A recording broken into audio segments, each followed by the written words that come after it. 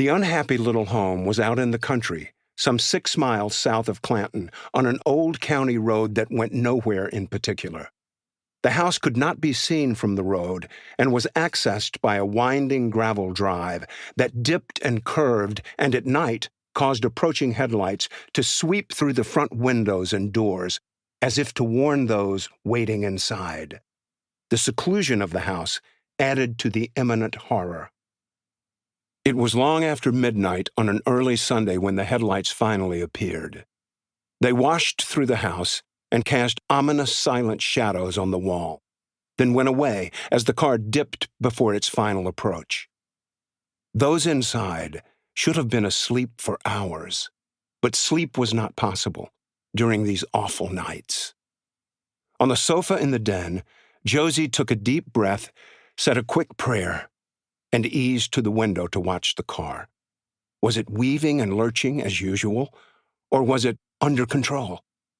Was he drunk, as always on these nights, or could he have throttled back on the drinking? She wore a racy negligee to catch his attention and perhaps alter his mood from violence to romance. She had worn it before, and he had once liked it. The car stopped beside the house, and she watched him get out. He staggered and stumbled, and she braced herself for what was to come. She went to the kitchen where the light was on and waited. Beside the door and partially hidden in a corner was an aluminum baseball bat that belonged to her son. She had placed it there an hour earlier for protection, just in case he went after her kids. She had prayed for the courage to use it, but still had doubts. He fell against the kitchen door and then rattled the knob as if it were locked. It was not.